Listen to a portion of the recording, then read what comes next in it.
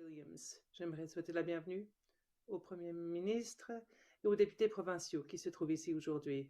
De dire que les Chippewas de Beau-Soleil, de Grand Island, et les Mississauga d'Underhill, Curve Lake, Hirata et Scugog Island sont les descendants de ces terres et détiennent cette responsabilité de la part du Créateur depuis des temps immémoriaux. Au nom des Premières Nations de ce traité, je suis ravi de vous souhaiter la bienvenue à nos terres ancestrales. Et la chef Kelly LaRocca regrette de ne pouvoir être des nôtres. Elle était prise à l'aéroport aujourd'hui. Pendant des générations, les communautés ont servi en tant qu'intendants de ces terres, protecteurs de ces terres, en voulant préserver ces terres pour les générations futures. Et c'est une responsabilité que nous prenons très au sérieux. J'espère que vous vous joindrez à nous en reconnaissant l'importance des terres et des eaux et en s'assurant que les décisions que nous prenons aujourd'hui pour l'avenir, décisions qui demandent le consentement des Premières Nations, assureront la protection de la durabilité de nos habitats naturels et des eaux et des terres. Et j'aimerais dire à OPG, merci de tout le travail que vous avez fait dans le cadre de votre travail avec les Premières Nations pour le territoire de Williams.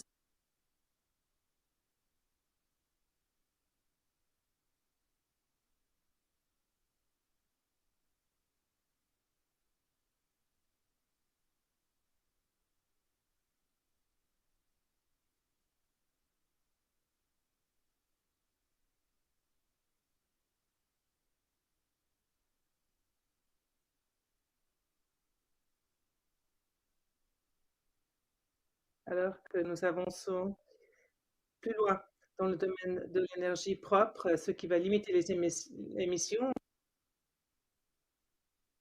Very honored to be here and very honored to welcome everyone to the territory and the Premier. Miigwech. Thank you, Chief.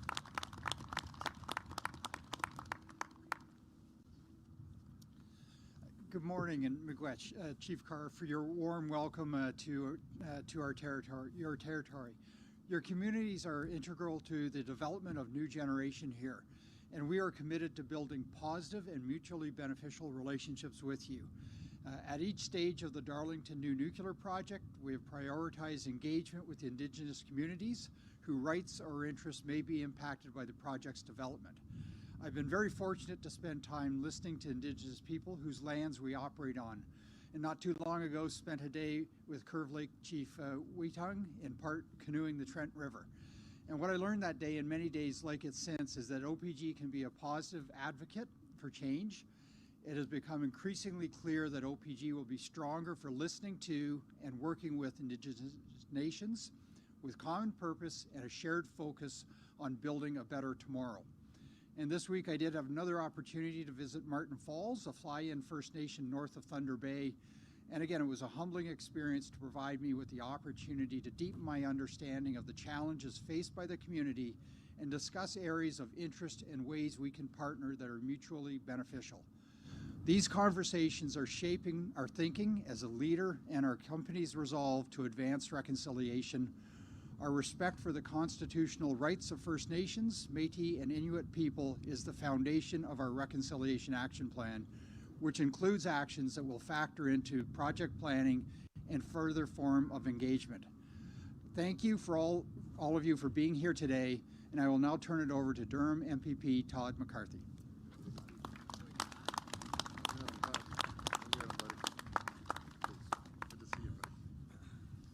Good morning.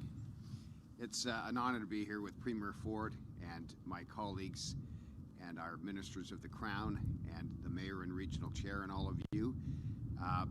It's a success story here at Darlington. Darlington, as you know, is a 4-unit facility, and it provides 20% of Ontario's energy needs. That's enough to power 2 million homes. So it's a success story to date, and more successful stories to be told at this great complex. And it is with pleasure, therefore, that I introduce my friend and my colleague, the Minister of Energy, the Honourable Todd Smith. Toddy, good job, buddy. Premier, thanks, Todd. Good to see you and so many of my colleagues from the Durham region. MPP McCarthy is a tremendous member for this region, and you're looking right here at the MPPs that represent Canada's clean energy capital. You and your colleagues, Todd, including Minister Bethlen Falvey, MPP Coe, MPP Barnes. We have Minister Piccini here as well. Incredible supporters of Ontario's nuclear industry and its workers. Over the past 4 years, Premier Ford and our government have created an environment that is attracting jobs and investment back to our province. And as Ontario's population grows and investment continues, we're implementing our plan to meet the rising demand for reliable, affordable, and clean energy. Procuring 4,000 megawatts of new electricity generation and storage resources. We're increasing funding by $342 million for energy efficiency programs as well. And we're supporting OPG's continued safe operation of the Pickering Nuclear Generating Station. Exactly, yes, thank you. It was exactly a year ago today that I was on this site to announce OPG's selection of the BWRX 300 for Canada's first grid-scale small modular reactor. The Darlington SMR project is going to power our growing economy. It's going to create new export opportunities for Ontario's nuclear supply chain. And just before I turn it over to Premier Ford, I want to recognize the incredible work of the entire team here. Ken and the team at OPG do magnificent work. They're working hard to deliver this first-of-a-kind project. We also have Mayor Foster and Regional Chair Henry, whose support has been critical to the project, and you just heard from Chief Carr as well. Without your hard work and the hard work of many other partners on this project, too many to name, they're all here under the big tent, none of this work would be possible. And with that, I'll pass it over to Premier Ford for today's announcement. Thanks, Well, good morning, everyone, and boy, it's a little chilly out here, and thank goodness Smitty and I have about 40 or 50 pounds extra insulation to keep us warm. Sorry, Smitty, I had to throw you underneath the bus as well. I want to start off, first of all, thanking all the hardworking men and women that are going to help us build this facility, and thank you, Chief Carr, Ken Hartwig, Minister Smith, and PA McCarthy for joining us up here today. It's great to be back here in Durham Region once again, along with Minister Piccini, Minister Bethlen Falvey, PA Coe, PA Barnes, Regional Chair John Henry, and Mayor Foster. I'll tell you, the people of Durham, they're fortunate to have a great lineup like the folks that we have right here. My friends, Ontario's growing fast. And as I always say, over 300,000 people are showing up on our doorstep every year for the next 10 years. Every year, more people and businesses see the promise that Ontario holds. We need to find ways to meet the increasing demand for power and ensure that the families and businesses of this province can afford the electricity they depend on. We need to make sure that Ontario's power supply remains safe and reliable, all while keeping our carbon emissions low. Previous governments didn't do this. They didn't invest in the future, and everyone paid for their bad decisions. They let energy costs skyrocket, chasing businesses to a tune of 300,000 jobs were lost under the previous government from this province. And as we stand here today, since we've been elected 4.5 years ago, there's 500,000 more people working today than there was 4.5 years ago, because we're thinking of putting money back into people's pockets, reducing the cost of doing business. But those days, my friends, those days of losing jobs, they're gone, they're done, and our government has a plan to build Ontario for the future. Nuclear power generation has been providing safe, efficient, and cost-effective electricity across Ontario for the past 50 years. In fact, 20% of all the power in this entire province comes from the Darlington station right behind us. And nuclear power is clean power with zero carbon or smog emissions. Not to mention that it supports thousands of steady, good-paying jobs for families of this region. That's why I'm thrilled that a new small modular reactor will soon be installed right here at Darlington, setting the stage for the next generation of clean, Ontario-produced nuclear energy. Once online, this SMR will boost the capacity of the Darlington station by 300 megawatts. That's enough electricity to power 300,000 homes. The fact is, SMRs are a massive leap forward and a major development for the future of nuclear energy. SMRs are far cheaper to build than stationary reactors. They're easy to add to on existing sites, and they're mobile. SMRs offer an opportunity for Ontario to show the world where the future of clean energy lies. And it's this kind of made in Ontario solution that's attracting investment and creating more jobs, because it's no secret that manufacturing is a major part of Ontario's economy going forward, and that it's going to require a stable and affordable supply of electricity. We are set to be a global leader in building electric vehicles from start to finish, manufacturing clean steel, building rechargeable batteries, and providing the critical minerals those batteries and reactors like this one need to operate. Ontario's future requires more power, and we must be ready. We have to be innovative, and we have to be bold. That's what's happening here at Darlington. Today is more proof that, along with the partners standing next to us, our government is getting it done. We're building Ontario to generations to come. But, my friends, we know there's more to do. We must stay focused, and we can't take anything for granted. As we navigate global economic uncertainty, our government has been hard at work building an economy that can weather any storm, an economy that never loses sight of what's most important: helping people succeed, helping workers succeed. That's the start. It starts with creating the economic conditions that attract investments in growth and good jobs. We've cut red tape to reduce the cost of doing business in Ontario by $7 billion annually. We've kept taxes for people and businesses low. We're investing in skilled trades and a workforce that's prepared for the jobs of today and tomorrow. We're building roads and highways like Highway 413 and the Bradford Bypass. And we're making investments to improve the province's competitive advantage and ensure that Ontario remains the greatest place anywhere to live, work, and raise a family. And while the world faces economic uncertainty and our challenges with inflation are not over, one thing I have complete confidence in are the people of Ontario. They are no harder working people on earth. And I know that together we will accomplish incredible things. Together we will build Ontario. Thank you, and God bless the people of Ontario. Okay, we'll now take questions from the media. Just a reminder, it's one question, one follow-up. Okay. Hi, Premier Siobhan from CTV. Hi, Siobhan. We've heard some concerns from councillors in King Township about the Greenbelt lands that you're looking at for development of housing. That's land that they were hoping to use for development of the new South Lake Hospital. Don't you need to add healthcare that we know is badly needed in that area before you grow the population there? Well, that's actually in our plans. I know South Lake is putting together plans, submitting into the Ministry of Health, and that's one of our priorities. Folks, there's never been more money spent on infrastructure and hospitals in the history of this country, in the history of this province.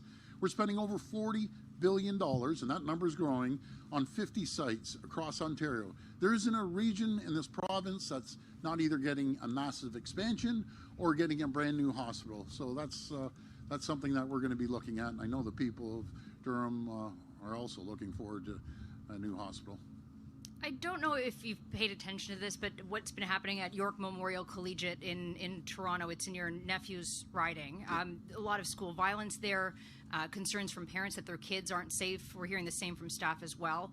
I'm wondering if you have any thoughts on what you've seen, what you think might need to happen there, and if there's any room for the province to intervene at all. Well, we always leave that up to the school boards. We don't have jurisdiction to dictate to the school boards what needs to be done. But I'll tell you, if there's any violent crimes, if there's any gun crimes happening, this goes back to the federal government. They're weak when it comes to making sure that when someone gets charged, that there's mandatory sentences out there. We have to look at bail reform. We have JPs, Justices of Peace, that are letting these violent people out in 2 days. There's no secret. I have 3 son-in-laws that are police officers. I talk to police officers every single day. Their biggest frustration, there's a shooting in the neighborhood, they catch the bad guy, and guess what? They let him out on the street the next day or the next 2 days. That is absolutely ridiculous. We need to make sure that our communities are safe. We need to be tough when it comes to the laws of this country. And we know that the federal government controls the criminal code, so they need to toughen up rather than being weak and letting these people back out on the streets and say they're going to be reformed, and there they are, they're shooting up the streets again. Alistair McNamara, Durham Radio News. Hi, Premier, in a report by the Auditor General this week, she says the provincial electricity subsidies are failing to reduce the root causes of the high prices. She says they simply shift a portion of the costs from ratepayers to taxpayers. How would you respond to that? Well, that's a good question for the minister. I had a feeling I might do that. Yeah. Thank you very much, Premier. Thank you for the question. Clearly what we're dealing with is the hangover from the Liberal era, which drove electricity prices through the roof. Sole-sourced contracts that were way over the market price that we're still dealing with today. You all remember the solar contracts that were signed at 80 cents a kilowatt hour when facilities like this were producing reliable electricity, clean, efficient electricity at 8-9 cents a kilowatt hour. As a result, what we've done to ensure that we can see the growth and stability in our energy sector again and investment coming back to our province is put forward a comprehensive electricity plan. That comprehensive electricity plan, coupled with the Ontario electricity rebate, is ensuring that manufacturers in our province are saving 15 to 17% on their electricity bills every day. Is there a cost that comes with that? Absolutely. But there is a lot to be gained with that, and we're seeing that in the multi-billion-dollar investments that are coming in our EV manufacturing sector. You know, we saw under the previous Liberal government auto factories leaving for other jurisdictions and those manufacturing jobs leaving for other jurisdictions. Now we have those EV platforms coming to places like General Motors in Oshawa here in the Durham region and many others across the province. EV battery manufacturing facilities coming back. Electrification in our steelmaking processes. All of this is going to require more electricity, and we have a plan to ensure that we are providing that electricity for future investment and population growth in our province, and this small modular reactor is one piece of that puzzle. And just to follow up, Minister, we talk about expanding electricity. What about lowering the costs in the province? Any plans on that? Well, we are making sure that electricity rates remain stable. What we saw under the long-term electricity plan from the Liberal government was increases of 7, 8, and 9% year over year through the end of the decade. We're ensuring with the programs that we have in place under the guidance of our Premier and my colleagues who are here today that we have stable electricity prices, and a matter of fact, well below the rate of inflation every year, and ensuring a reliable, affordable, clean, safe electricity system for the residents of our province, those who are looking to invest in our province. Thank you. Okay, this will be the last question. Morning, Premier. Liam Casey with the Canadian Press. Good morning. The federal environment says Ottawa will not provide disaster compensation where a province deliberately allows housing to be built in areas prone to flooding. Stephen Guilbeault says some of the lands where housing is being proposed in Ontario are in floodplains. Will you be building homes in floodplains in the Greenbelt that you just opened up? No, and I encourage the federal minister to do his research. It's the responsibility of any builder, no matter where we build, to make sure that they protect any floodplains. And I just wish you'd do a little more research on that, and maybe I'll call them and inform them what's going on. What do you think of Danielle Smith's Sovereignty Act? Well, that's up to Alberta. I'm not going to get involved in Alberta politics, and I've had an opportunity to speak to Daniela, I think, once or twice, so I don't interfere in other provinces' jurisdictions. Okay, thanks everyone. That's great. Thanks, everyone. Take care.